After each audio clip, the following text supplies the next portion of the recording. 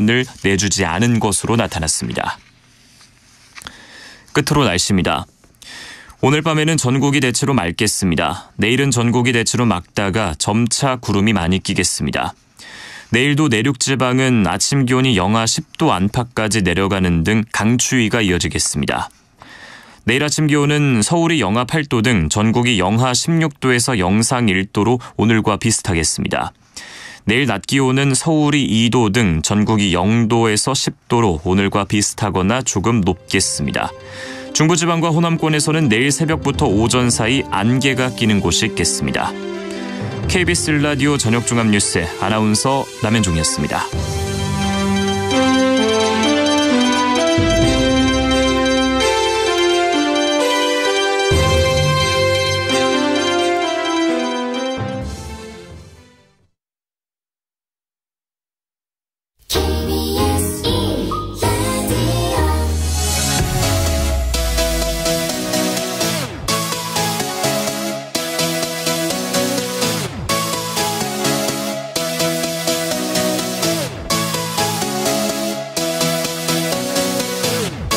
KBS 열린 토론.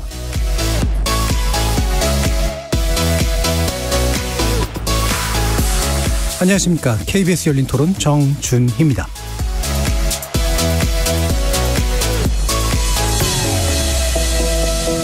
KBS 열린 토론, 오늘은 정치의 재구성으로 여러분을 만납니다.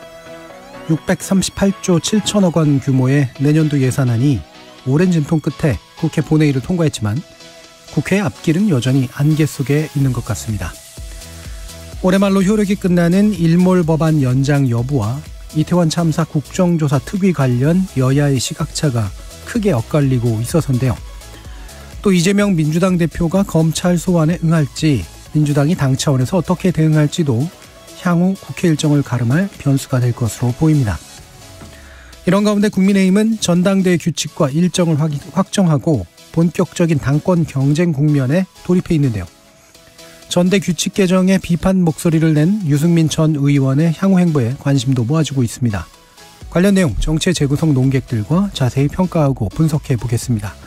KBS 열린 토론 지금부터 시작합니다. 살아있습니다. 토론이 살아있습니다.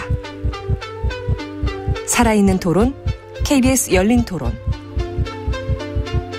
토론은 라디오가 진짜입니다. 진짜 토론, KBS 열린 토론.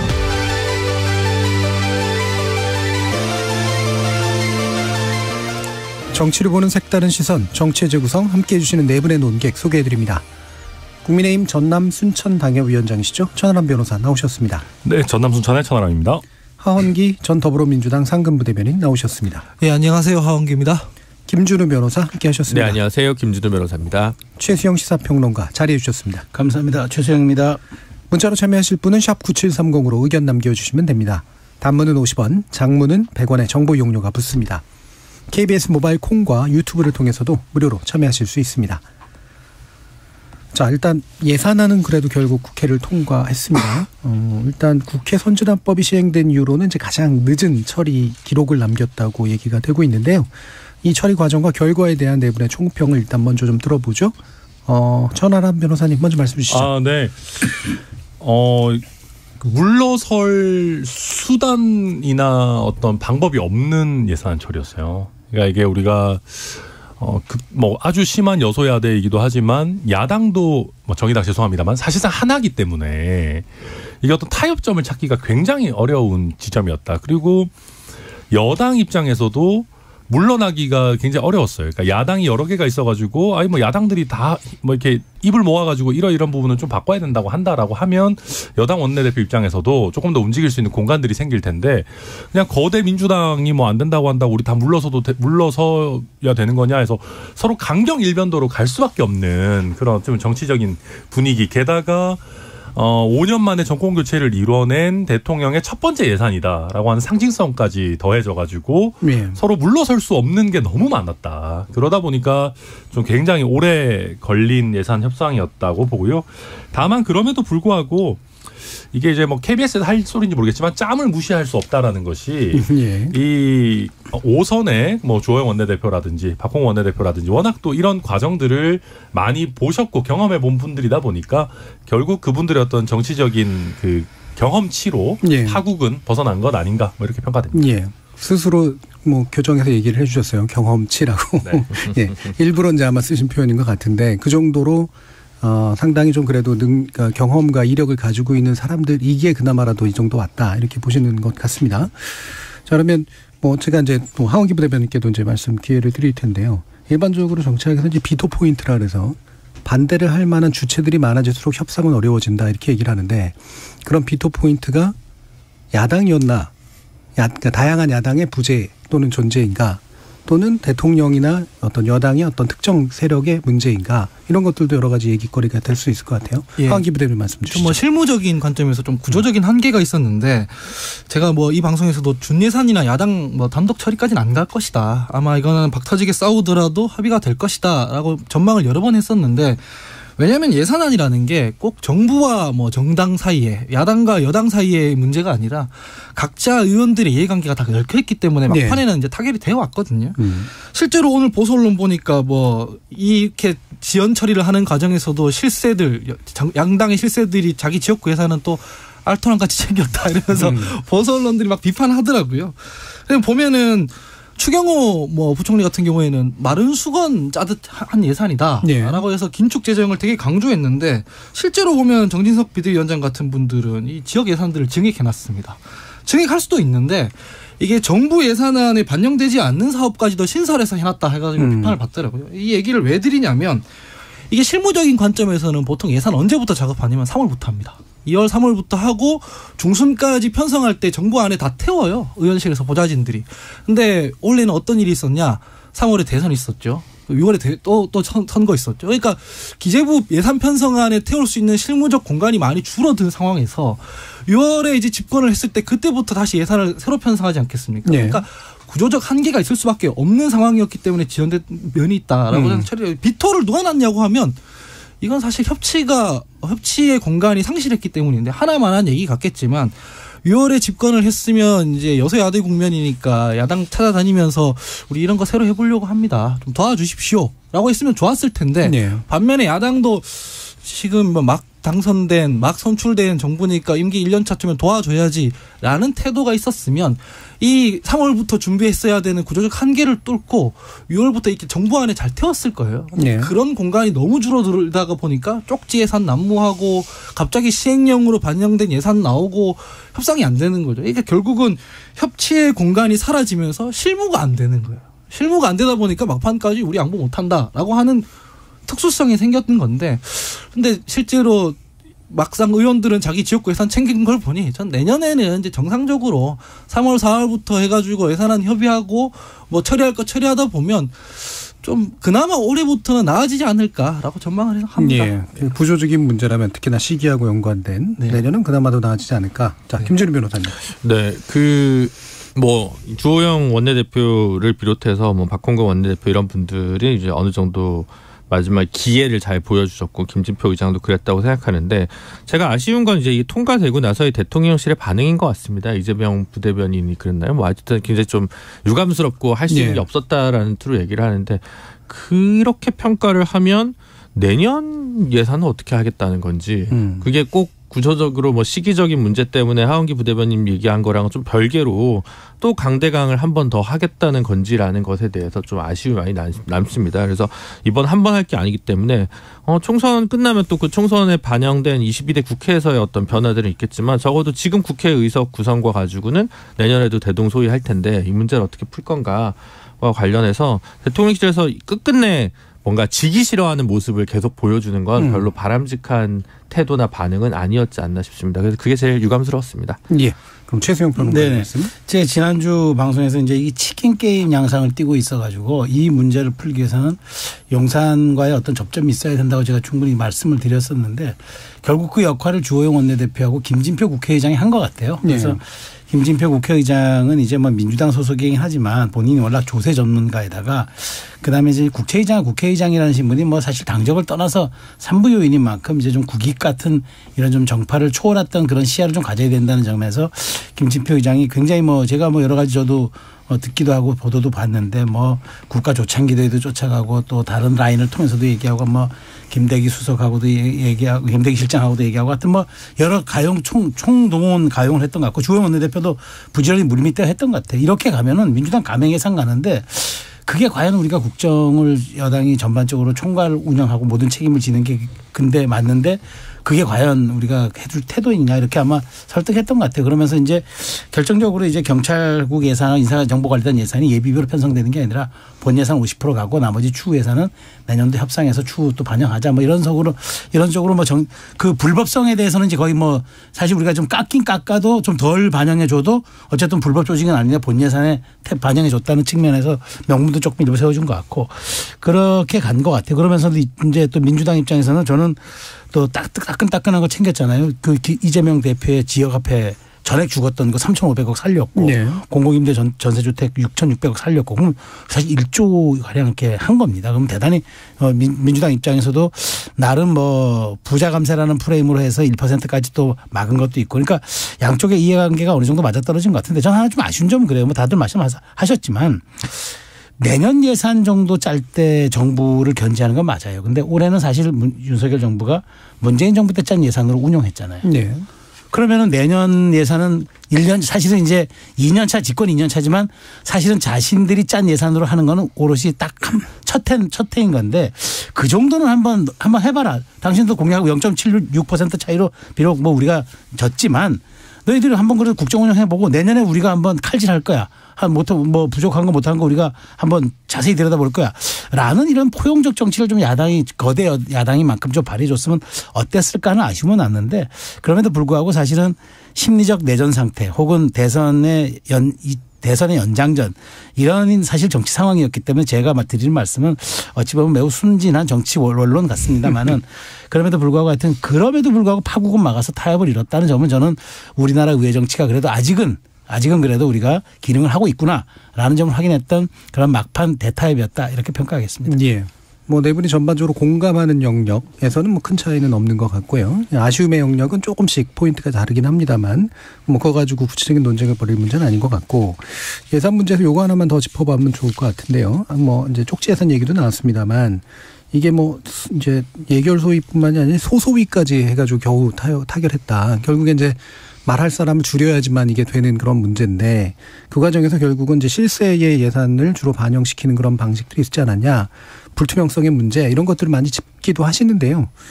이게 뭐 해결될 수 있는 문제인가 아니면 그냥 적절히 이제 넘어가도 되는 문제인가 정치의 묘인가 어떻게 보시는지 김준우 변호사님. 해결할 의지가 국회의원들은 없죠. 특히 내년에 더더욱 그럴 겁니다. 이제 총선 앞두고 자기 지역구에 또 폭탄 예산을 가져와야 되기 때문에 이거는 뭐 진짜 가장 어떻게 보면 선거제도 개혁보다 더 어려울 수도 있다라는 생각을 저는 예. 개헌보다 어려운 게 선거제도 개혁인데 선거제도 개혁보다 더 어려운 게 소소위를 없애자고? 그거는 아니 될 말이라고 아마 국회의원 현역들은 별로 그러지 않을까 싶습니다. 그러니까 또 뒤집어 보면 그거는 예정되게 짜준 것 같아요. 지금 대충 그런 여야의 소소위 예산으로 간 게 거의 1조 육박한다는 형태로 보도를 본 것 같아요. 제가. 그러니까 한 1조 정도 그렇게 빼주고 그다음에 여소야 되니까 민주당 표 예산 결국 이제 그 공공 전세임대주택이랑 지역사랑 상품권 해가지고 2조 정도를 이제 여당에서 그냥 빼놓은 것 같다라는 생각이 좀 들고 왜냐하면 아까 최재형 평론가님이 원론적으로 맞는 말씀 해주셨는데 사실 경찰국이랑 그 인사검증 정보관리단 그 몇 억 빼고 나서 특별히 윤석열 표 예산을 깎은 건 없습니다. 윤석열 정부에서 그 세금을 깎아주겠다는 걸 덜 깎으라고 해서 돈을 더 마련해 준 거지 엄밀하게 얘기하면. 그래서 사실 민주당이 여기서 크게 대선 불복이라는 프레임에서 벗어날 수 있었던 것도 그런 것 같거든요. 예를 들면 그게 이제 격렬하게 우리가 기억하는 게 그 대운하냐 4대강이냐 예산에 이건 이제 어마어마한 예산이 이제 감축되고 안 해고되고의 문제거나 만약 여기서 이번에 가덕도가 있었다라든가 뭐 그런 주의 대형 토목 무슨 예산이 있었다면 그런 논쟁이 좀 있을 수는 있었겠습니다만 이번은 좀 그런 것 같지 않고요. 과연 이 그 국회의 어떤 예외적인 상황을 빠져나갈 수 있는 소소위 같은 이런 그러니까 결국은 소소위가 불법이라는 게 아니라 속기록이 전혀 남지 않는 네. 담판 과정 이런 것들의 뭐랄까 스페이스가 없을 수는 없겠습니다만 갈수록 어떻게 줄여나가는 것이냐 이거 관련해서 계속 국회는 요구받을 것이고 근데 이게 개혁의 속도는 가장 더딜 것 같아서 좀 안타깝긴 합니다. 네, 최승 변호사님 말씀 주시죠. 그러니까 지금 저기 김준일 변호사께서 이제 그 폭탄 얘기하셨는데 사실 폭탄 중에서도 이제 피하고 싶은 폭탄이 말폭탄 맞는 거고 가장 맞고 싶은 폭탄이 아마 예산 폭탄 맞는 걸 겁니다. 그러니까 폭탄이 대단히 부정적인 어휘로 사용되는데 그 이렇게 또 국회 말기에는 항상 예산 폭탄이라는 용어가 등장하는데 이게 헌정사 이래 한 번도 바뀌지 않았습니다. 사실 솔직히 말씀드리면은 이 예산 통과할 무렵에 언론사가 발제하지 않아도 쓰는 기사 한 꼭지가 바로 그 밀실야합입니다. 네, 그렇죠. 이건 준비되어 있는 준비되어 있고 이건 그 때만 되면 그냥 발제하면 그냥 그 기사가 됩니다. 한 면 정도는 무난히 갑니다. 그러니까 이게 왜 그렇게 반영됐을까? 그런데 선거가 있는 해든 없는 해든 항상 이렇거든요.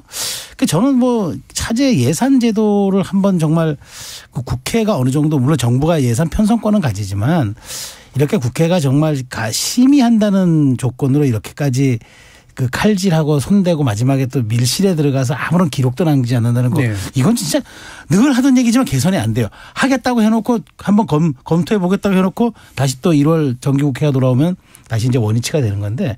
근데 이 부분은 사실 전 국민들의 성숙된 여론으로 압박을 해야죠. 왜냐하면 사실 이게 이 돈이라는 게 사실 다 국민의 세금이잖아요. 그런데 이제 이게 예산이라는 게 사실은 어떻게 보면 그 철학은 재정으로 말을 하거든요. 그런데 네. 정말 이 예산 폭탄만큼은 그러니까 철학이 들어가 있지 않는 재정이에요. 그러니까 이런 재정을 과연 우리가 국가가 국민이 낸 세금으로 나눠주는 재정이라 할 수 있을까 이런 사실은 저는 본원적 의구심이 들기 때문에 이 말을 또 하지만 또 많은 또 다른 분들도 분명히 여기에 대해서 그 어떤 말씀을 하겠지만 또 이게 유의하면 되거든요. 차라리 저는 이런 부분들을 이제 정말 총선이라든가 이럴 때 한번 공약사항으로 어떤 정당이 내놓고 한번 가는 것도 방법이겠다 싶어요. 그래서 이것만큼은 여야가 뒤바뀌어도 항상 이거는 정말 뭐랄까 이거 따라다니는 꼬리표 같은 거기 때문에 이 문제는 좀 한번 공론화시킬 필요는 있다고 봅니다. 이게 소수에게 돌아가는 그 과도한 독점을 우리가 이거를 과연 정말 공정한 예산이라 할 수 있을까요? 저는 그게 사실 좀 지적하고 싶어요. 네. 예. 그렇다고 비례의원만 집어넣을 수도 없고요. 비례의원도 자기가 지역위원장 되면서 또 그렇죠. 폭탄을 하기 때문에. 최수영 평론가님 의견에 전적으로 동의하고요. 이 제도를 잘 만들어놔도 사람이 누구가 들어오냐에 따라서 그 제도가 있으나 안 하나 유명무실해지는 경우가 많은데 제가 동아일보 오늘 그 기사 난 거 하나 좀 인용을 하자면 긴축 재정을 내세우던 국민의힘에선 정진석 비상대책위원장과 성일종 정책위원장 나아가 윤핵관이라 불리는 사람들이 정부 안에 없던 사업까지 신설하면서 예산 증액했다. 본인들은 얘기할 때는 긴축 재정 해야 된다, 많은 수건 짜야 된다 하지만 지역 예산에서는 그 반대로 하는 거예요. 근데 이게 사실은 물배 채운다고 하거든요. 실무에서는 뭐냐면 실제로 정부 안에 없는 예산 쪽지 예산 넣어봤자 불용이 나는 경우가 되게 많습니다. 그러니까 현수막에 한번 예산 폭탄 때렸습니다 하고 말아버리는 경우가 되게 많아요. 근데 지역 주민들은 잘 모르잖아요. 이런 현실을. 그래서 예산 많이 가져와서 좋겠구나라고 하지만 이거 사실은 기재부에서 물배 채워놓고 사실은 사업에 진행도 안 되는 그런 상황들 많거든요. 이거 제가 여론이 압박해서 이런 식으로 하는 것들에 대해서는 많이 공론화를 하고 낙선 운동이라서 사실 버리고 싶은 심정인데 이거 아무리 예산 그 제도를 잘 만들어내봤자 사람 운영하는 사람들이 들어와가지고 겉다르고 앞다르고 서서히해서 쪽지 예산 집어넣고 그거 실제로 사업에 반영도 안 되고 이러면 소용없는 짓이거든요. 그래서 이런 것들에 대해서 공론화하고 여론 압박하는 절차가 좀 필요해 보인다라는 생각이 듭니다. 이거 제가 이 논의를 시작할 때 얘기를 드렸어야 되는데 이게 이런 논의를 할 때 비판할 때 어려운 점이요. 실명을 거론해서 비판하면은 그분들이 좋아해요. 오히려. 그렇죠. 네. 홍보 포인트니까. 네. 우리 동네 이걸 갖다 줬단 말이야. 네. 그래서 실제로 본인들이 막 이렇게 끼워 넣었다라고 하는 언론 클립을 캡처해서 막 SNS에 돌리고 그러시거든요. 그래서 이게 실명을 거론하면서 비판하는 게 또 이게 참 어려운 문제인데. 그래서 제가 불용 나는 가능성이 높다고 잘하셨습니다. 근데 그래서 그러니까 이게 예산을 따는 것도 이런 식으로 안 하고 하은기 대변인이 잘 말씀해 주셨지만. 그 중앙부처에서 예산 공모를 하거나 이런저런 그 초안을 짜는 과정에서 될 만한 거 끼워 넣는 게 사실 능력인데 이거 막판에 이렇게 쪽지 예산 넣는 거는 사실은 이거 좀 안 좋은 거거든요. 그래가지고 이게 굉장히 사실 좀 문제고, 그러니까 저는 그렇게 봅니다. 예산과 관련해 가지고 회의록을 안 남기는 아니 뭐 단 2명이 앉아서 회의를 하더라도 회의가 있을 수가 있는 건가? 이거 지금 몇백억 몇천억을 왔다 갔다 하면서 이거야말로 진짜 배임 아닌가 싶은 생각이 들 정도의 저는 일이라고 생각하고요. 그래서 그러니까 결국 이제 저는 그런 겁니다. 그러니까 그 국회의원이 이론적으로는 국가의 대표죠. 전체 국가의 대표인데 국가적으로 욕먹는 거는 상관없거든요. 본인의 정치적 운명과. 그게 이제 격차가 굉장히 많이 납니다. 그래서 저는 이 불균형, 그러니까 단순히 예산의 문제가 아니라 아니 전국적으로 봤을 때 굉장히 비호감이라고 하는 분들도 잘 살아서 와요, 지역구에서는. 그러니까 이 그 인식의 격차, 현실과 이런 격차를 어떻게 전체적으로 좀 바로잡을 거냐 하는 그 전체적인 관점에서 이것도 하나의 주제로 봐야 된다 생각합니다. 예. 자, 그러면 이제 남은 문제로 얘기를 해볼 텐데요. 이게 이제 일단 예산안은 그래도 그나마 타결돼서 다행인데 이번 이제 남은 본회의 과정에서 처리될 수 있는 법안들이 뭐가 있는가?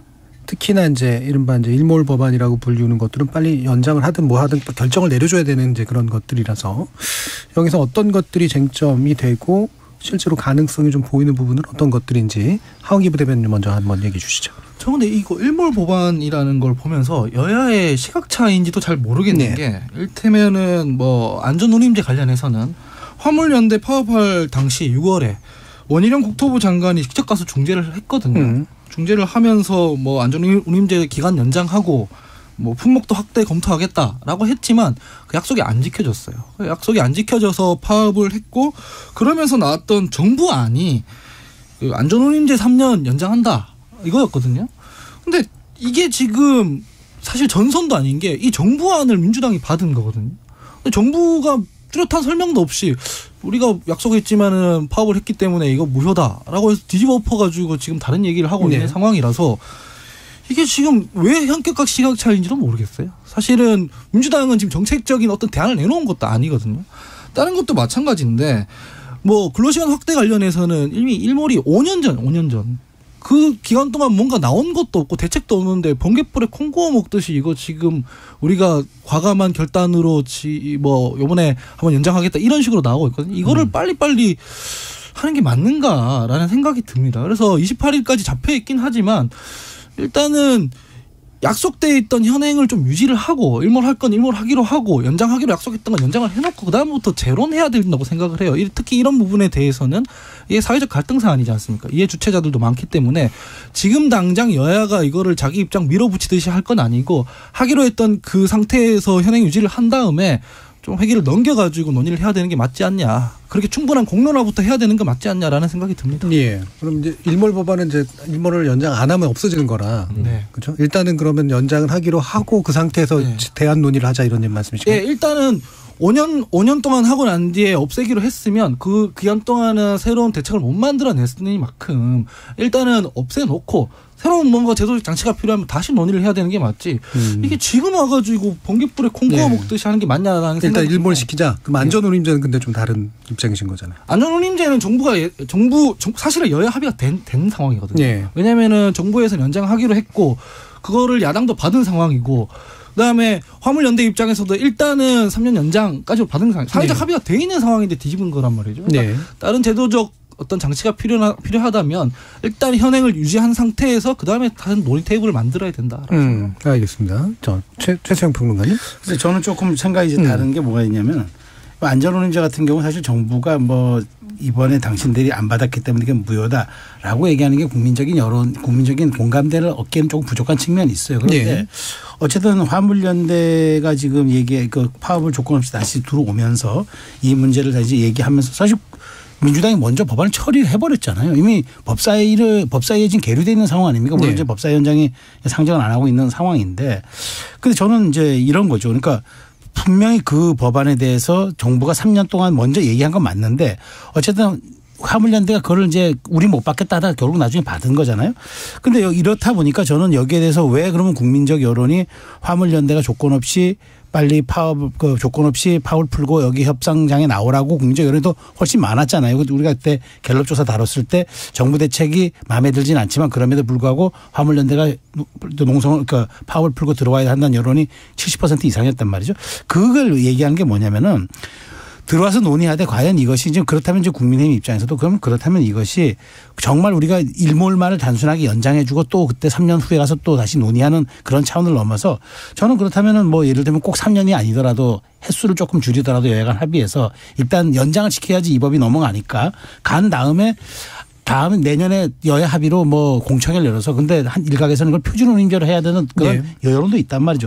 그래서 그때 추후 논의해서 다시 일몰을 연장키로 한다. 부수적으로 그걸 합의해도 될 것 같고 그다음에 사실 이게 이제 그 30인 미만 사업장 그 추가 근로 하는 거 있지 않습니까? 이게 굉장히 민주당 내에서도 제가 듣기 이견이 많은 걸로 알아요. 왜냐하면 현실적으로 어려움이 있다. 이 사람들이. 그다음에 특히 노동자들도 인격권도 있고 근로권도 있고 여러 가지가 지금 부딪히는 상충되는 가치들도 있기 때문에 이런 부분을 우리가 고려해 봐야 되지 않냐. 저는 이 지점에서 이 두 개가 약간 딜이 될 수 있다고 봐요. 이 성격상 그렇다면 이게 조금씩 반복씩 양보해서 저는 민주당은 여기에 대해서 이제 안 된다고 얘기를 하지만 이 부분을 저는 어찌됐건 제가 보기에 협상에 이제 요건이 된다고 보고 건보 재정안도 마찬가지예요. 이 부분에 대해서도 저는 뭐 그래서 이제 내일 당장 저는 이제 28일이 사실 본회의잖아요. 수요일이.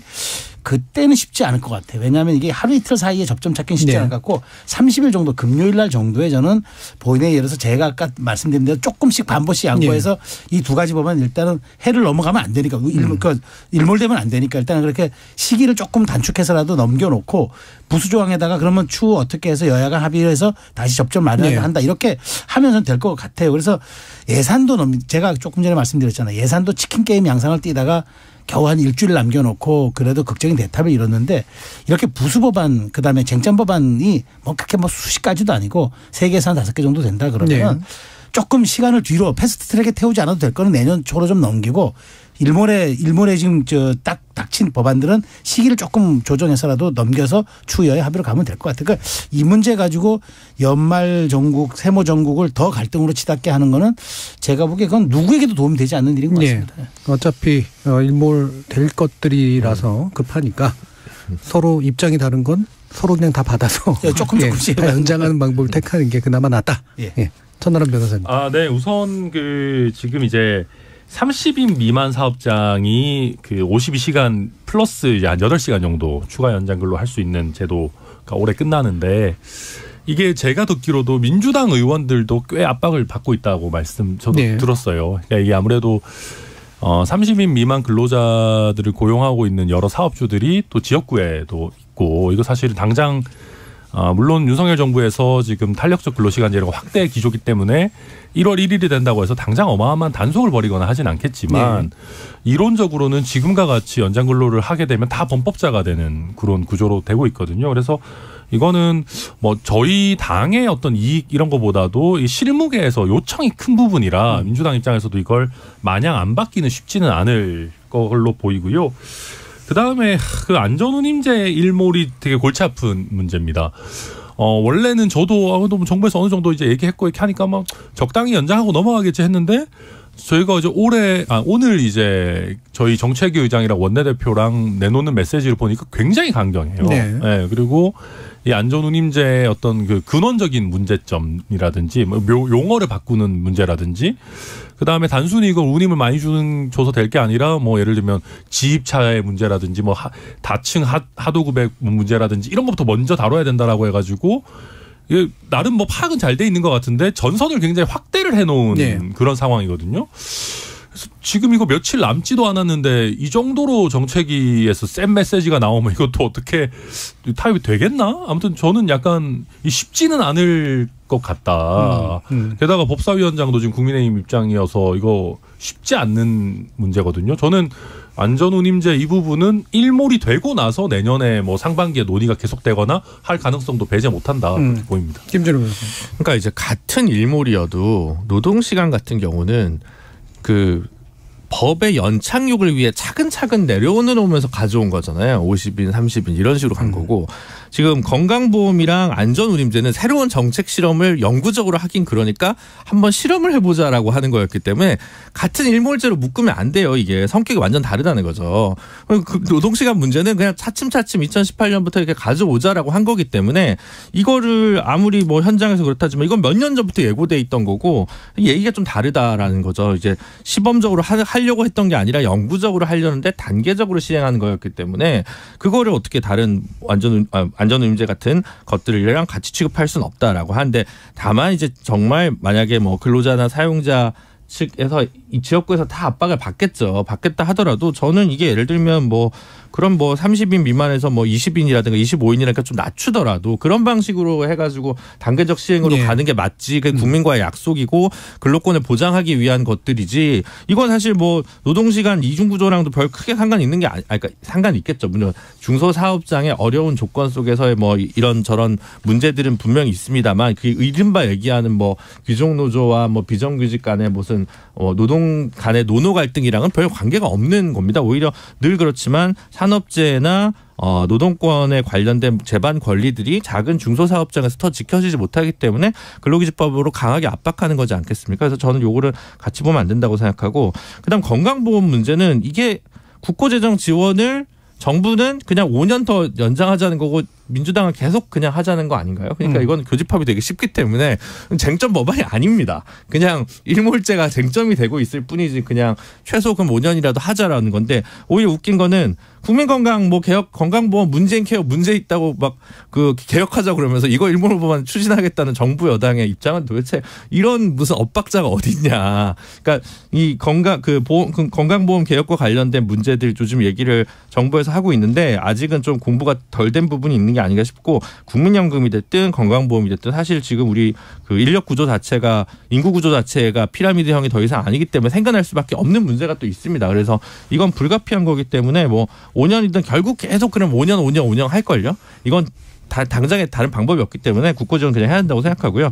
안전운임제는 이제 정부가 말 바꾸는 건데 본인들의 신뢰의 문제를 어떻게 지킬 거냐 문제인데 이거를 민주당에서 만약에 지금 제가 볼 때는 노란봉투법이나 방송법에서도 강경 대응이 아닌데 안전운임제를 그냥 아무것도 없이 그냥 끝낸다? 이거는 아마 못할 겁니다. 지금 오늘도 민주노총에서 민주당 당사를 점거하는 일들이 있었잖아요. 그래서 제가 볼 때 뭐 그게 3년이 아니라 뭐 2년이 되더라도 안전운임제 일몰제는 그 정도로 좀 적정하게 연장을 하고 다음 총선 이후에 보자 뭐 이런 식으로 좀 가닥이 잡히지 않을까 싶습니다. 그러니까 보론 드리자면 저부터가 안전운임제 관련해서 이렇게 끝내면 저부터 비판을 할 건데 아까 최수영 평론가님께서 이제 국민들은 화물연대 파업 복귀하는 걸 원했지 않느냐라고 하는데 그건 경제가 어려우니까 시멘트 같은 거 이제 이동 못 해가지고 뭐 건설 현장 다 중지되면은 일용직 노동자들까지 못 살게 되거든요. 그러니까 이제 그런 거 좀 풀어라라고 하지만 같은 여론조사에서 안전운임제나 뭐 범위 품목 확대 이런 거는 또 찬성하는 여론이 높았단 말이죠. 그러면 정치권에서 이거 일단은 논의를 좀 해야 되는데 이거 갑자기 번개불에 콩듯이 뒤집어가지고 이거 전폭적인 개혁을 한다? 이건 제가 봤을 때 좀 안 맞고 노동시간 확대 관련해서도 2018년, 2020년까지만 해도 저희가 OECD 국가 중에 3위였습니다. 긴 걸로. 지금도 5위예요. 그럼 5년 동안 대체 뭐 하다가 이제 와서 이런 얘기를 한다는 게 국민들 입장에서는 황당하지 않겠습니까? 그래서 현행으로 유지되면서 논의 테이블을 갖춰야 될 것들은 별도로 갖추는 노력을 정치권에서 좀 해야 된다라고 생각합니다. 네, 하시면 근데 이제 뭐 결국은 현실적인 문제들인 거죠. 그러니까 노동시간 줄일 수 있으면 좋은데 문제는 이제 30 미만 업체들의 현실이 또 못 따라오는 면이 있으니까 이게 지금 좀 문제가 되는 거고 그리고 이게 사실은 뭐 여야 논의에 따라서 달라질 수 있겠지만 이게 탄력적 근로시간제 산정 기간을 늘리면 이분들도 자연스럽게 해결될 수 있는 문제거든요. 근데 그 중간 과정에서 이게 일몰이 안 됨으로 인해서 괜히 이제 불필요한 논란이 생기는 거니까 그걸 막자라는 취지라서 저는 뭐 충분히 할 수 있는 논의라고 보고요. 그러니까 안전운임제 이게 참 어려운 게 이게 저희 당에서는 원래부터 하기 싫었는데 한 거거든요. 이게 저희 당의 어떤 기본적인 기조랑 안 맞아요. 이건 뭘 막 운임을 정해주고 막 이러는 게 그러다 보니까 이거 전체적으로 한번 손보자 이번 기회에 그냥 넘어가지 말고라는 건데 저도 솔직히 생각하기에도 조금 늦은 거 아닌가. 이거 지금 이게 뭐 며칠 남지도 않았는데 이걸 지금 시작해서 저도 한 1년 정도라도 다만 연장해 놓고 그때 동안 어떤 뭐 해결책을 찾는 게 맞지 않나라는 생각이 듭니다. 예, 알겠습니다. 자, 그러면 일부가 시간 많이 남지 않았는데 요거는 짧게라도 좀 짚고 갔으면 좋겠습니다. 이제 국조를 어떻게 할 것이냐. 지금 시작은 됐는데 일단 기한 연장 문제부터 해서 또 증인 채택 문제까지 좀 다소 쓸데없어 보이는 그런 싸움들이 좀 계속해서 나오고 있는 것 같은데요. 예상은 했습니다만, 자, 일단 어떻게 보시는 최수영 평론가님? 네, 근데 뭐 그 예상을 했죠. 했는데 저는 그건 그래요. 사실 이제 국조라는 게 사실 그 조사의 실효성에 대한 부분들은 사실 저도 사실 좀 고민이 있습니다. 좀 늦었긴 했는데 45일간의 시간은 다 좀 소진됐고 지금 얼마 남지 않은 시간인데 저는 일단 그 할 건 하고 그다음에 이게 증인 채택 문제도 사실 큰 거 없어요.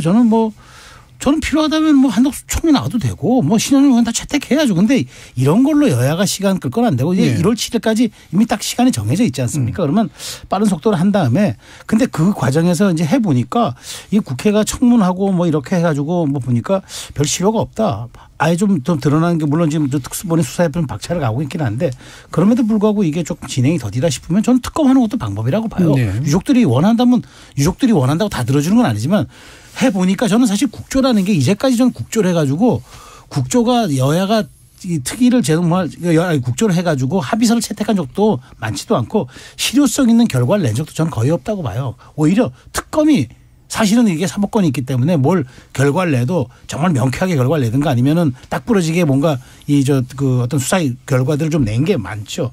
그래서 저는 이거 가지고 또 국조를 또 연기하니 만에 7일까지 해보고 저는 그때 가서 논의해 보지만 필요하다면 저는 국조 연기보다는 특검 가는 게 맞습니다. 그리고 지금 이런 시간 증인을 더 누굴 넣니 만니로 이거 여야가 이걸로 싸우면요 정말 두 당 다 진정성이 없는 겁니다. 예. 또 이제 그 법적으로 들여다볼 것과 또 국조 조사를 또 들어볼 게 또 약간 범위 차이가 있어서 그렇죠. 또 어떨지도 잘 모르겠습니다만 김주름 변호사님. 지금 이제 기관 방문 현장 조사를 했을 때 뭐 서울시나 경찰청에서 내놓은 자료나 응답이 조금 석연치 않거나 공백이 있는 게 좀 드러난 부분이 있습니다. 그래서 뭐 서울시에 무슨 매뉴얼 내라고 했더니 2022년 9월 작성인데 안에 내용 보니까 미래창조과학부 돼 있고 뭐 박근혜 정부 때 내용으로 표지가 됐다든 표지만 가리해가지고 낸 거가 있다든가 뭐 이제 제때 무슨 회의를 안 했다는 용산구청도 마찬가지고 서울시 뭐 서울경찰청 다 지금 뭔가 공백이 있었다는 게 좀 드러난 부분이 있고 요 부분들이 기관 조사에서 29일 날 또 이제 이루어질 텐데 요걸 좀 보고 이때까지도 납득할 만한 해명이 좀 안 되면 추가적으로 날짜가 짧으면 행정부처에서 되게 뭐랄까 열심히 안 할 수가 있지 않습니까? 심지어 이번에 저희는 그동안 특수본이 특별히 뭐 브리핑을 많이 하거나 이런 거 조직이 아니기 때문에 압수수색했다, 영장 나왔다는 것밖에 모르고 그 뒤는 잘 몰랐거든요. 근데 이번에 보니까 뭐 용산구 구청의 주요 간부들은 참사 이후 대부분 핸드폰을 교체했다, 뭐 이런 내용도 밝혀졌어요. 그러니까 조금 더 봐야 될 것 같습니다. 아직 좀 더 필요한 부분들 그걸 통해서 밝혀짐으로써 특검을 하든 나중에 특수본이 더 하더라도 우리가 더 많은 지식과 정보를 국회를 통해서 알게 됨으로써 또 감시할 수 있는 역량이 증대될 수 있는 거기 때문에 지금 조금 더 보고 기관 조사라 이런 것까지 본 다음에 청문회가 조금 더 연장될 필요성, 그러니까 국정조사가 좀 더 연장될 필요성을 판단해도 늦지 않지 않을까 싶습니다. 네, 천문환 변호사. 결국 다 청문회에 달려 있는 겁니다. 그러니까 뭐 기관 자료 요구하고 뭐 현장 방문하고 이거는 뭐 솔직히 약간 준비 과정이고요.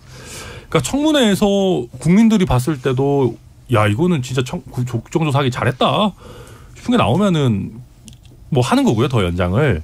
근데 제가 지금까지 봤을 때 이태원 참사 같은 경우는 그럴 만한 게 과연 나올까? 뭐 저는 솔직히 잘 모르겠습니다. 이게 참사의 심각성과 별개로 상대적으로 뭐 사실관계 자체는 어찌 보면 명확하다고 저는 보여지는데 결국 거기에 달려 있는 겁니다. 그래서 만약에 민주당에서 퍼포먼스가 좀 좋고 의원들이 잘한다 그러면은 연장하자 그랬을 때 저희도 뭐 반대해야 하겠지만은 뭐 국민 여론이 세면은 뭐 하는 거죠. 그리고 사실은 왜? 아니 국민의힘 의원들의 퍼포먼스가 좋을 수도 있잖아요. 뭐 그냥 적당히 하시겠죠.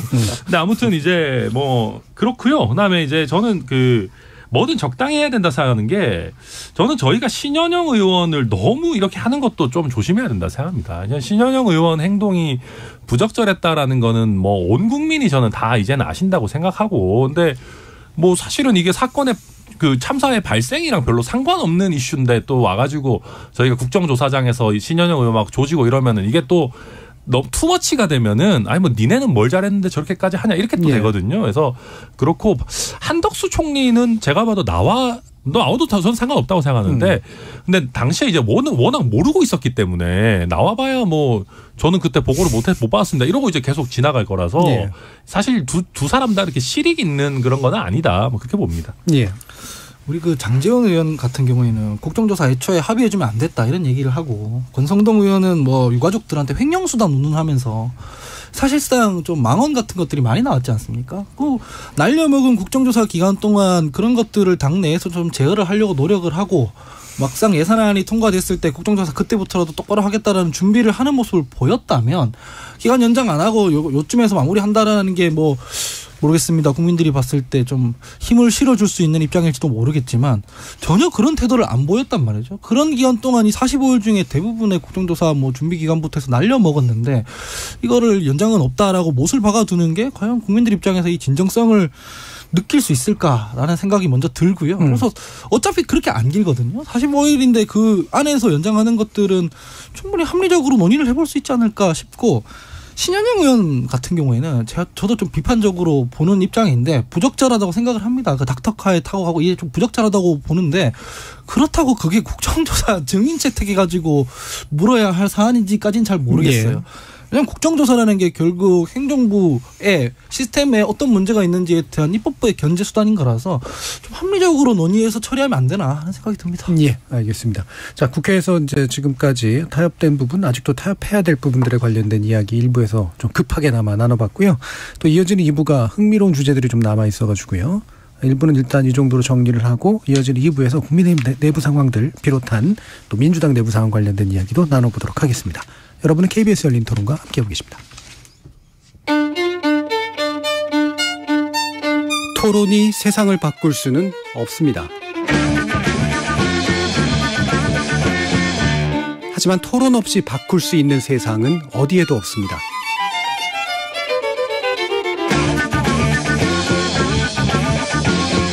세상의 선한 변화를 갈망하는 당신. 정답이 아니라 질문의 힘을 믿는 당신. 우리 KBS 열린 토론에서 만납시다.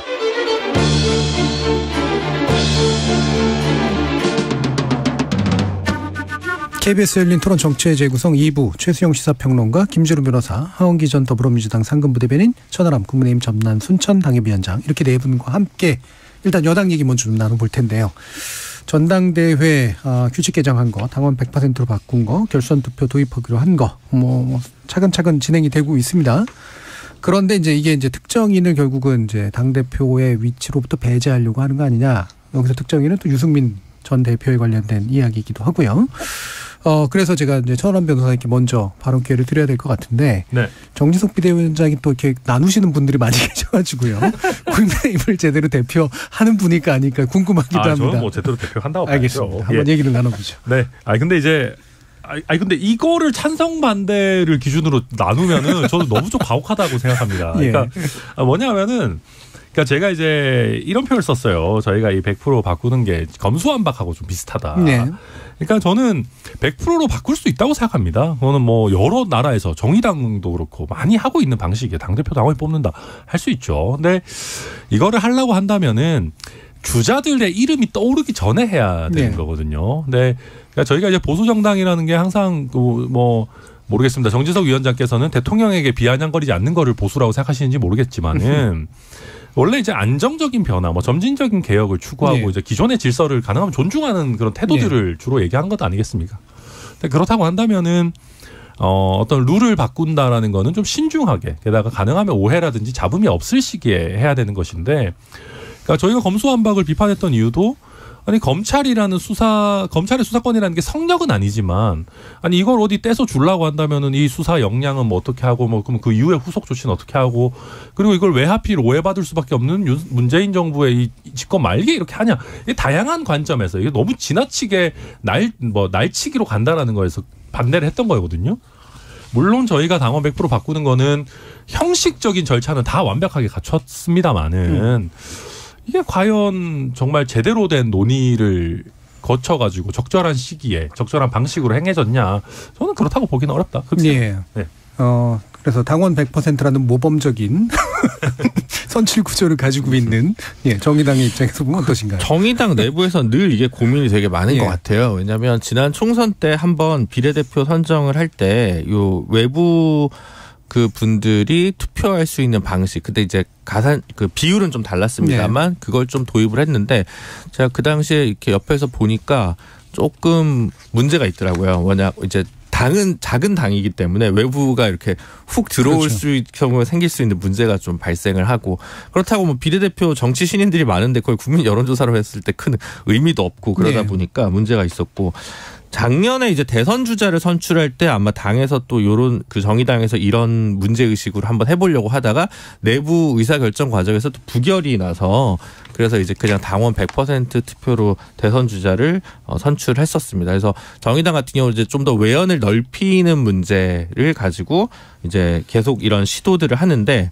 오히려 역으로 이게 기존에 새로운 사람이 들어오는 게 아니라 좀 더 미디어에 더 많이 노출되고 알려진 사람한테만 유리한 방식으로 되기 때문에 이게 또 갑자기 룰을 바꾸는 게 공정치 않다, 뭐 이런 문제 제기도 좀 있었던 것 같아요. 그래서 선아람 변호사님이랑 거의 의견이 같은 게 이거 100% 할 수 있습니다. 100% 할 수 있고, 오히려 물론 이제 경우에 따라 다른데 이제 이게 몇 달 전에 정하느냐 룰을, 이게 제일 중요한 것 같고요. 그리고 조금 그 큰 당일수록 한 3개월 이 정도만 당비를 내도 좀 투표할 수 있는 식으로 만들어 놓으니까, 진보정당은 보통 한 6개월 이렇게 좀 더 긴 텀이 좀 많았어가지고, 그래서 그런 문제들 때문에 지금 이번 거는 부적절해 보이죠. 누구나 봤을 때. 물론 그게 남의 당이라고 혹은 쉽게 얘기할 수 있는 문제는 아닌지 모르겠습니다만, 이게 이 방식을 오랫동안, 그러니까 한 번 했다가 다시 되돌리는 게 아니라 되게 오랫동안 꾸준히 사용하셨던 걸로 알려져 있어서,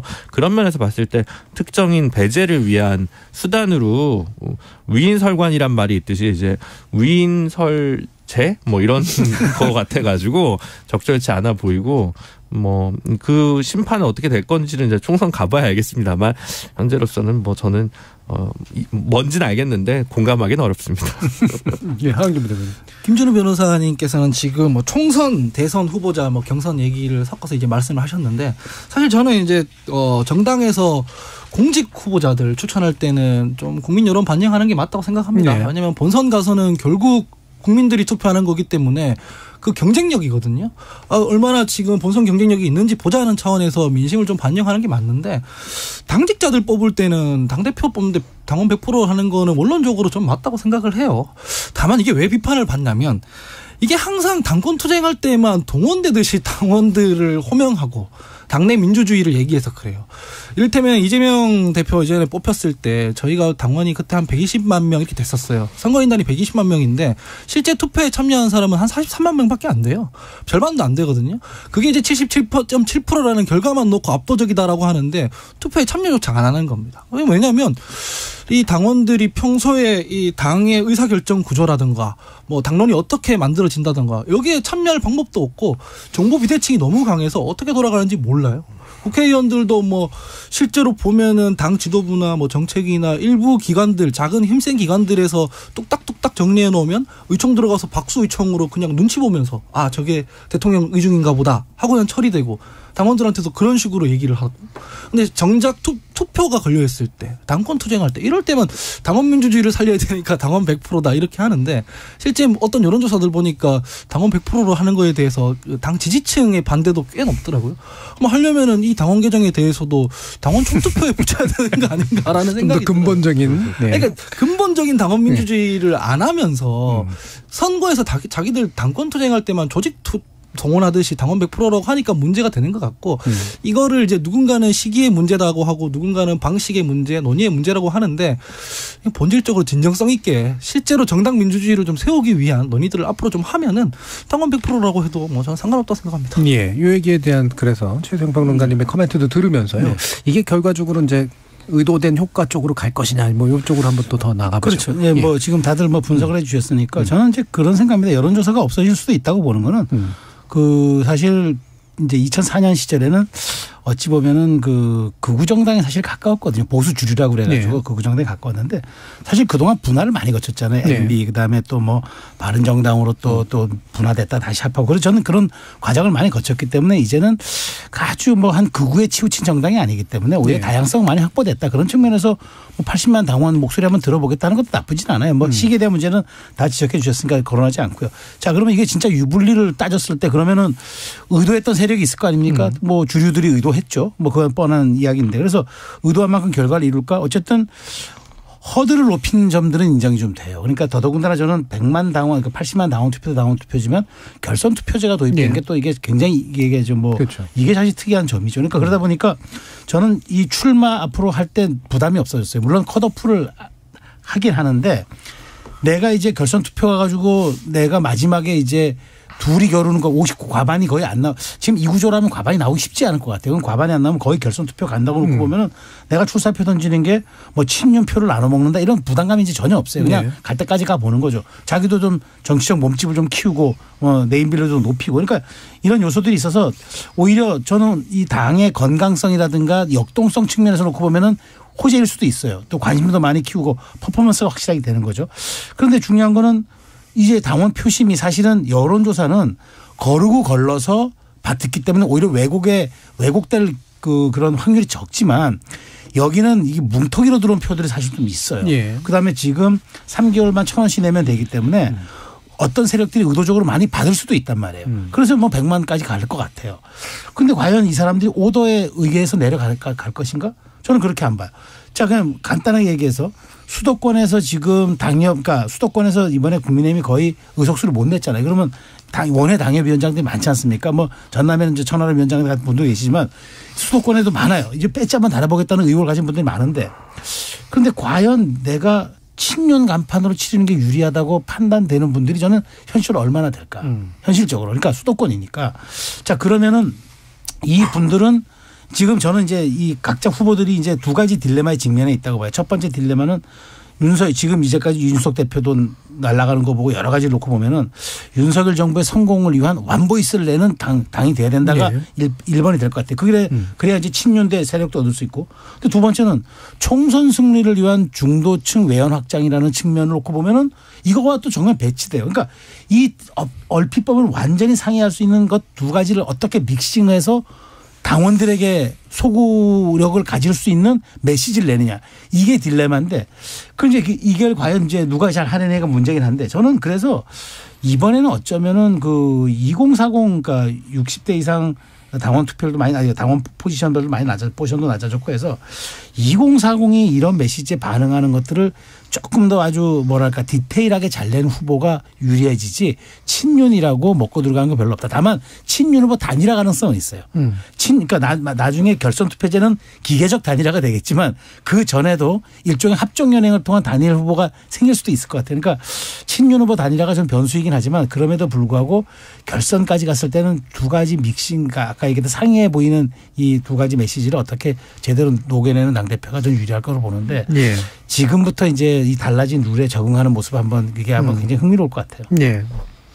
그러니까 윤석열 후보가 홍준표 후보한테 당에서 이기고 민심에서 졌지 않습니까? 그리고 본인이 실질적으로 낙점했다고 알려진 김은혜 후보가 유승민 후보한테 사실은 민심에서는 졌잖아요. 근데 사실 정치 평론하는 분들은 그때 경기도지사가 유승민 후보였으면 김동연 지사가 쉽지 않았을 거라고 다 얘기를 하는데 어쨌든 윤석열 대통령 입장에서는 민심 여론조사에 대해서 그 통제 가능성이 없다는 부분에 대한 불쾌감이나 유쾌하지 않은 기억들이 이걸로 결국 작동한 거 아니냐. 본인의 경험치에 기반해서 이런 생각을 안 할 수가 없고 근데 뭐 어쨌든 정치적 판단이고 결단이고 뭐 청에서 얘기하는 걸 대통령실에서 얘기하는 걸 여당 주류에서 받아줬으니까 뭐 그거는 뭐 그런 대로 뭐 이해할 수도 있습니다. 다만 제가 좀 마음이 안 좋았던 거는 그 유흥수 상임고문이라는 분이 선관위원장이 됐다는 건데 이 신군부 인사예요. 제가 지금 2022년에 신군부 인사를 얘기를 할 일이 있었을까 싶은데 80년에 치안본부장을 했던 경찰청장을 했던 분이 아닙니까? 지금 그렇지 않아도 경찰국 얘기 나오고 치안본부 재림이냐 이런 얘기 나오는데 그때 치안본부장을 데려와서 선관위원장을 시키고 전두환 때 이 사람을 데려온다는 게 무슨 정무적 감각인가 여당은 도대체. 이거는 지금 뭐 저는 뭐 나이 가지고 이렇게 뭐 얘기하는 거 별로 안 좋아합니다. 물론 이분이 우리 정치사에서 지금 보기 힘든 30년대생입니다. 지금 김종인, 바이든, 박지원도 다 40년대생인데요. 이분은 37년생인가 그래서 죄송합니다. 어르신들이 뭐 기분 나쁘실 수도 있지는 모르겠지만 굳이 이분을 거기다가 신군부 때 이렇게 그 정무수석하고 뭐 이랬던 분을 데리고 오는 게 도대체 무슨 생각이야? 이게 꼭 뭐 대통령실 의지는 아닐 수도 있고 뭐 당에서 어떻게 정진석 비대위원장이 결정하는지 누가 결정하는지 알 수는 없지만 선거법을 바꿔놓은 다음에 신군부 내무부 인사를 경찰청장을 선관위원장으로 갖다 놓는다? 저는 이거는 완전 민주주의에 역해가는 시그널로밖에 안 보여가지고 왜 이러는지 이해를 못하겠습니다. 예, 왜 그러는 걸까요? 예. 제가 이분 양력을 지금 보니까 재밌는 게요. 2012년부터 한나라당 고문을 시작하셔서 지금까지 10년 이상 고문을 해오고 계시네요. 주일대사도 한번 했죠. 네, 주일대사도 한번 하셨고, 근데 뭐 아무튼 굉장히 오래 하신 분인데, 뭐 저도 잘 모르겠습니다. 저 사실 제가 잘 아는 분도 아니고, 근데 뭐 정진석 위원장이 뭐 선택하신 분이겠죠, 뭐. 네, 뭐 특별한 뭐 있겠습니까? 네. 선관위원장은 사실 상징적인 분이지 그렇죠. 뭐. 상징이 이러니까 안 좋다는 거지 않습니까 지금? 그러니까 그게 예를 들면 이제 그 이념적 요소, 김준우 변호사님이 말씀하신 것처럼 이게 이제 의미가 있어서 데려온 분이냐, 아니면은 말씀대로 그냥 말 그대로 이력이 많고 나이가 많으셔서 오히려 그게 더 큰 역할을 할 거라고 본 거냐. 취지겠죠. 이분이 뭐 적극적으로 왜냐하면은. 만약에 100% 뭐 이런 거 말만 있고 실행이 안 된 상황에서 누구를 모시고 온다 하면 그분은 중요해요. 그러니까 뭐 제가 이 선관위원장 오신 분을 뭐 폄하하자는 게 아니라 근데 냉정하게 말해서 이제 중요한 작업은 다 돼 있는 거거든요. 그러니까 이제 연배 있으신 분이 그냥 오셔가지고 무난하게만 해주시면 된다. 이런 취지가 아닌가 그러니까 싶습니다. 공천심사위원장은 좀 여러 가지 삼고 초려를 해야 될 필요는 있지만 선거관리위원장은 사실은 말 그대로 그냥 좀 이렇게 중립적인 큰 뉴스만 안 되시면 되는 거죠. 특별히 누구 편인 것 같지는 않아요. 될 것 같아서 하는 말씀이지 않습니까 제가. 다들 뭐 변호사님처럼 잘하시지 않으니까. 아까 말씀드린 거의 연장인데 당원 100%로 하더라도 이렇게 당이 팽창할 수 있는 구조의 논의 테이블이 있었으면 상관없어요. 왜냐하면 내가 저 당에 들어가서 뭔가 의사결정을 할 수 있다. 그래서 당원들이 더 가입하고 선거에 참여하고 이런 식으로 논의 테이블이 만들어지고 흘러왔다면 상관없는데 그게 아니라 오로지 유승민은 안 돼. 라는 어떤 것들이 지금 딱 박혀 있는 상황이지 않겠습니까? 그래서 저는 결선 투표를 하든 당의 뭐 선거위원장이 누구든 상관이 없는 게 사실상 뭐 지금 2030 40대 당원이라고 해봐야 3분의 1밖에 안 된다면서요. 그러면 결선 투표에서 유승민 전 의원과 친윤계 누가 올라가면 당의 그 당원 구조상 유승민 의원 그냥 안 되는 거 아닙니까? 3분의 1이면 숫자로 보면. 그래서 지금 이게 모든 게 다 유승민만은 안 된다. 유승민을 제외한 누군가로 맞춰져 있기 때문에 이 당이 지금 안쪽으로 쪼그라드는 구조로 돼 있거든요. 총선 때 아마 심판을 받지 않을까 짐작해 봅니다. 예. 그럼 민주당 얘기를 해야 되지만 그래도 요거는 또 한 가지만 짚고 좀 빨리라도 짚고 갔으면 좋겠는데요. 어떻게 보세요? 지금 뭐 이거 짐작하는 건 정말 어려운 일인데 이 당원들의 마음이라고 하는 게 어느 정도 정해져 있는 그 마음이 있어서 그걸 합종연행으로 묶어내면 되는 그런 성격의 것인지 아니면 약간 예전에 이준석 대표 이제 뽑힐 때나 이런 것처럼 약간은 좀 유동적인 마음이어서 인물과 정책에 따라서 꽤 이렇게 좀 달라질 수 있는 그런 성격의 어떤 상태라고 보시는지. 저는 일반 선거랑 비슷하다 봅니다. 예. 그러니까 고정돼 있는 분들도 당연히 많이 계시는 건데 근데 유동적인 부분이 있죠. 그래서 저는 이제 결선 투표 가기 이전에 1차 투표 결과를 어떤 범위에서 어떻게 공개를 할 건지 그거 되게 중요할 수 있을 거라 봅니다. 그러니까 제가 저희 당원들 분위기를 보면 뭐 제가 뭐 80만 당원 만나본 건 아니지만 유승민을 찍는 거를 약간 터부시하는 경향이 있습니다. 왜냐하면 당의 주류적인 분위기가 그렇기 때문에. 그리고 유승민을 좋아하는 사람들은 그 대놓고 잘 얘기를 안 합니다. 그냥 뭐 조용히. 약간 샤이샤이 보수 같은 그런 느낌으로. 근데 만약에 1차에서 뚜껑을 열어봤는데 유승민이 생각보다 꽤 선전을 하더라. 내지는 친윤에서 염두에 두지 않은 다른 인물이 이게 뭐 많이 꽤 나오더라라고 하면 사람들이 이거 찍어도 되는 건가 보다 분위기가 해서 저는 그건 굉장히 의미가 있을 거라고 보고요. 침묵의 나서를 깨는 거죠. 네. 그래서 뭐 근데 이제 그런 정도가 없다면 지금 제가 솔직히 봤을 때는 유승민 돌풍이라는 거는 이준석 돌풍에 비하면 굉장히 약하거든요. 그래서 뭐 지금 정도 분위기라면은 저는 주류의 이 엄중함을 깨기에는 아직은 역부족 아닌가 뭐 정도로 보고 있습니다. 뭐 짧게 저는 말씀드리면 유승민 대표 출마 여부가 지금 최대 관심사잖아요, 사실은. 저는 출마하지 않을 수 있다고도 봐요. 네. 왜냐하면 이 룰의 분리를 떠나서 저는 유승민 대표가 과연 이제 이번 선거에도 있잖아요. 그럼 선거 5연패입니다. 5연패면은 그렇죠. 사실은 이제 유승민 의원의 전 의원의 연령을 생각하면은 정계 은퇴 수순일 수밖에 없어요. 네. 그래서 오히려 다음번 대선을 한 번 더 기약하느냐 이렇게 좀 여러 가지 총선을 통해서 다시 한번 모색하느냐인데 당대표는 워낙 올로와 나싱의 게임이기 때문에 유승민 대표가 이거 유불리를 떠나서 뭐 중요한 것은 뭐 작게 꺾이지 않는 마음이라고 얘기하는데 뭐 누가 꺾이고 싶어서 꺾입니까? 예. 고민하다 보면 꺾일 수도 있는 거죠. 그러니까 네. 그런 것들은 한번 저는 변수라고 생각합니다. 예, 중요한 건 시기인 것 같다. 뭐 이렇게 생각하시나 본데요. 예. 저는 제가 유승민 의원 만약에 참모라고 가정을 하면 무조건 나가서 세게 한번 해보자고 할 것 같아요. 왜냐하면 이게 국민 여론조사 반영할 때 박용진 의원이 막 그랬거든요. 여론조사 100% 하자라고 했는데 막상 선거 열어보니까 여론조사에서도 졌어요. 예. 몇 프로 안 나왔거든요. 예. 근데 유승민 의원 같은 경우에는 그게 아니라 당원 100%잖아요. 여기서 100만 이렇게 되는데 만약에 유의미한 성적을 거둔다라고 하면 저도 진 게 아니게 됩니다.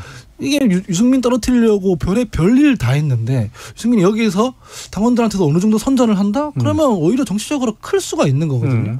근데 뭐 여론조사까지 포함했는데 그 여론조사 뚜껑 열어보니까 유승민이 안 되더라라고 하면은 이제 오히려 더 안 좋다. 네, 평론가님 말씀이 맞는데 지금 상황에서는 오히려 대통령실 그리고 여당에 있는 지도부 윤핵관들이 유승민 의원 키워주고 있는 상황이라 제가 유승민 의원 참모면은 지금 나가서 세게 당원들한테 한번 호소를 한번 해보자라고 할 것 같습니다. 네, 박용진 의원의 의문의 일패이긴 합니다만.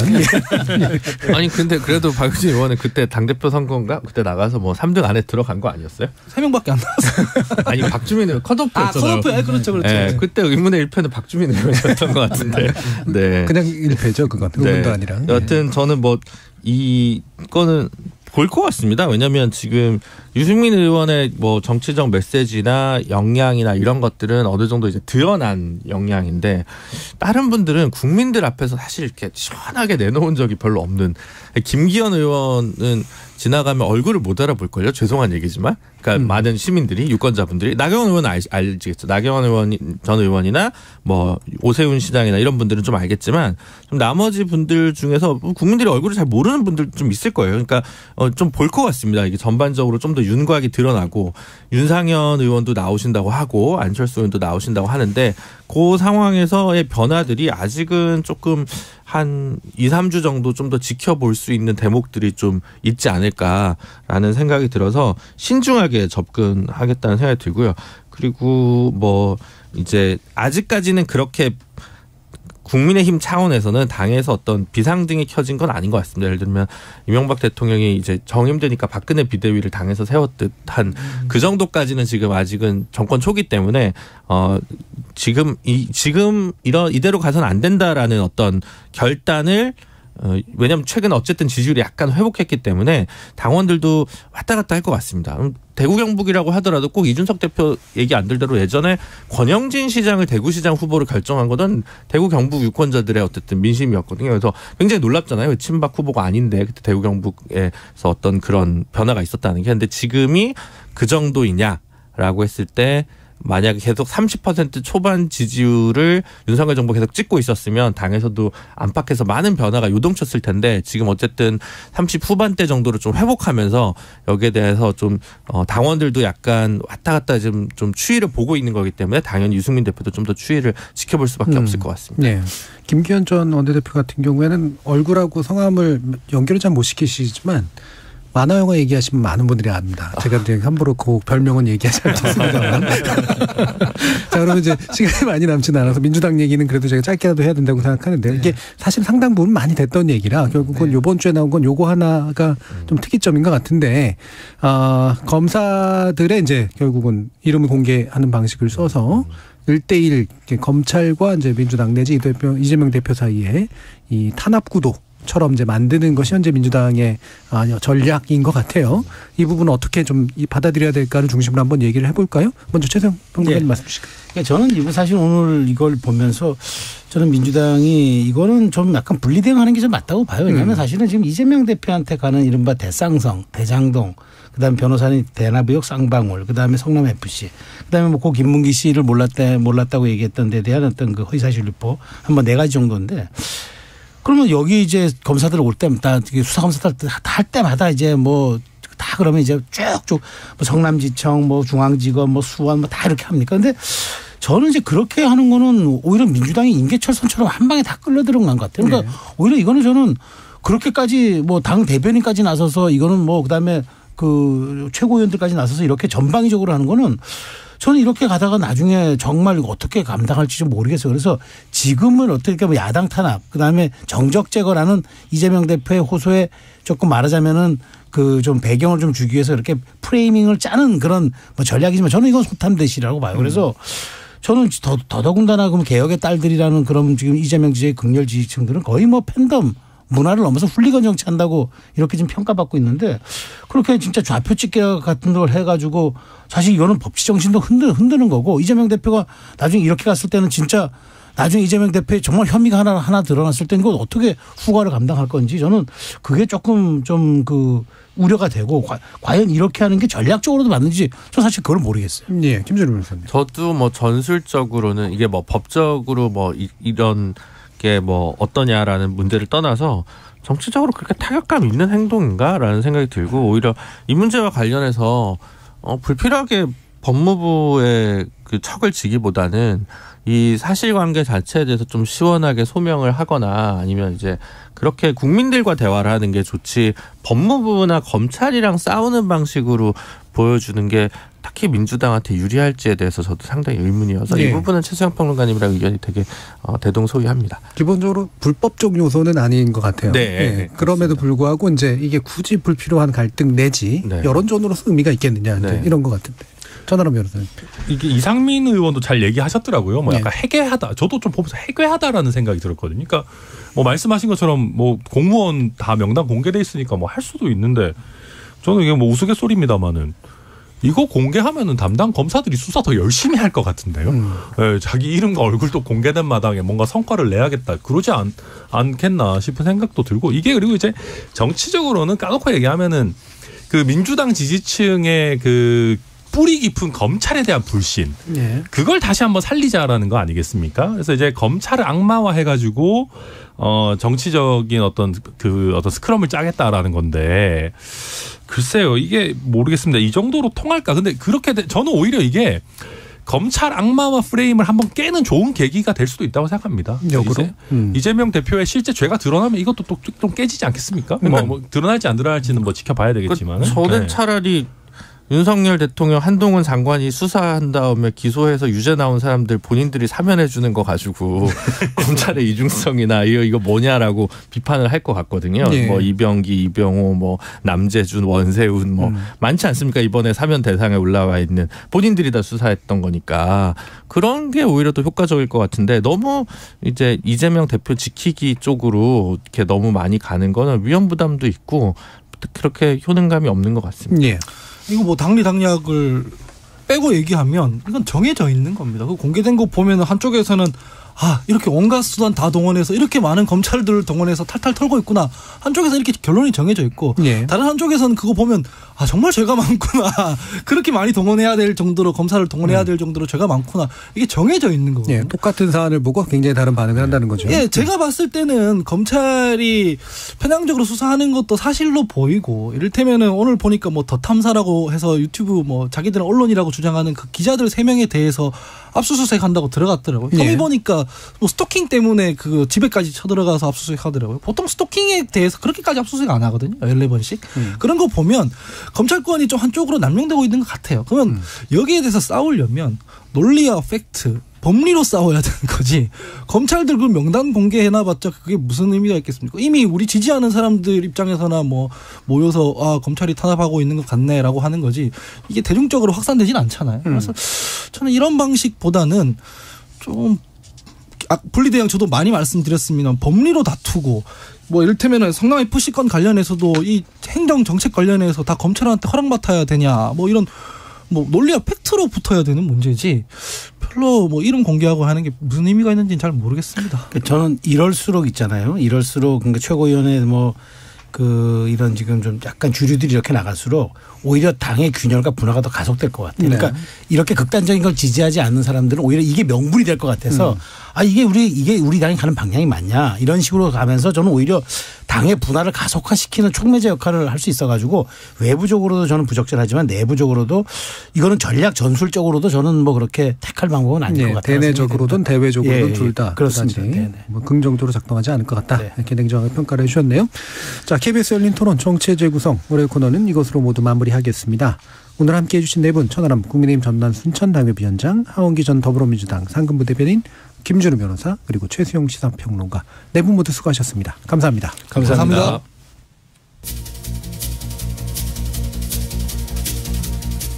크리스마스가 낀 주말을 보내시면서 가족이나 친구들과 평안한 시간 가지셨는지 모르겠습니다. 그동안 우여곡절 끝에 예산안이 통과되어서 국회로서는 최악의 연말은 겨우 모면했는데요. 대통령도 각 정당도 불만스러운 채 쪽지 예산 얻어낸 의원들만 배 두들기고 있는 겨울.